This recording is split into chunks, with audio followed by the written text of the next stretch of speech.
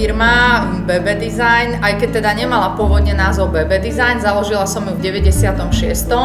Keď som skončila vysokú školu, študovala som záhradnú architektúru a nejak potom po škole sa to vyvinulo, že teda, keďže ten obor vtedy ešte nebol tak rozvinutý, tak vlastne som rozmýšľala, ako školu využiť. A kvety, k ním som mala vždy blízko, takže na základe tohto podnetu potom vlastne vznikol prvý obchod v Oáze vedľa dnešných mlynov.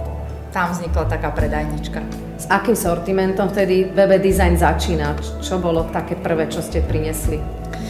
Vlastne v tej dobe sme boli úplne prví v Nitre, ktorí robili netradičné aranžmány, vlastne mali sme rôzne dekoračné doplnky. Zamerala som sa viac menej na ten bytový dizajn a v tomto duchu sa nieslo aj zariadenie predajne.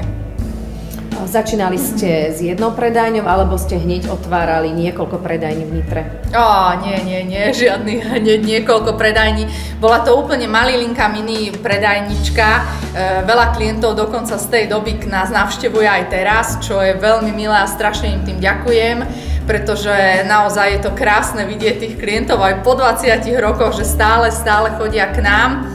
A začínali sme touto predajňou, bola tak malinká, že keď sme mali tržbu a zarobili sme si vedľa na šalát alebo kofolu, čo bolo u králika, tak sme sa tešili ako malé deti, takže takto sme nejak začínali. Takže ako potom postupne rástla firma?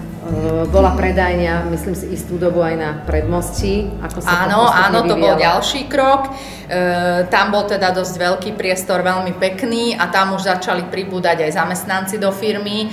Tam už som si teda hľadala ľudí a tam sa práve ukázalo nádherne to, že človek nemusí byť floristom alebo aranžérom od narodenia, ale môže. Prvoradé a základné bolo to, že mal rád tú prácu a mal vzťah tým kvetom a tvoril.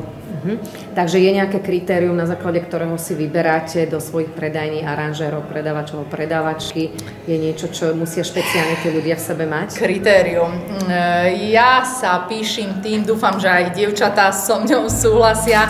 Naša firma je viac menej taká rodinná a kto chce k nám nastúpiť, musí si rozumieť hlavne s kolektívom. Samozrejme, musí mať v sebe niečo, vďaka čomu vie tvoriť. Musí vidieť svet takými inými trochu očami a keď vidí listy, kvety, musia sa mu už v hlave odvíjať nápady, čo by sa s nimi dalo spraviť.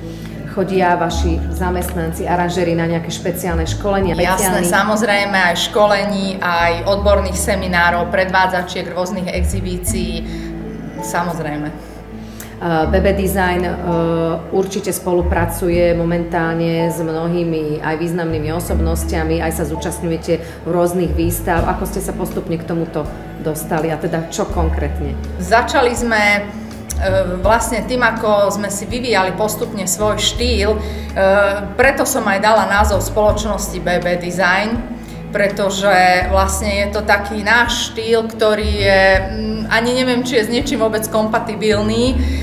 Je fakt, že sa odvíjajú rôzne módne trendy, ktorými sa nechávame inšpirovať, ale nedržíme sa ich úplne do podstaty, pretože si myslím, že práve o tom by to malo byť. Každý tvor je jedinečný a aj naša spoločnosť je svojím spôsobom jedinečná v tom, že každá vec, ktorá vznikne, každá kytica, každé aranžma, každá dekorácia je tiež jedinečná. A vlastne na základe toho sme spolupracovali, alebo teda aj spolupracujeme s mnohými modnými tvorcami, napríklad s pani Litkovek-Hartovou sme spolupracovali, robili sme pre rôzne spoločnosti, ako je Sikora, Domos, interiérové štúdia, Georg a tak ďalej, pre mnohé reštaurácie. Proste, čo sa týka interiérov, sme mnohým doľaďovali, pomáhali, navrhovali pre nich.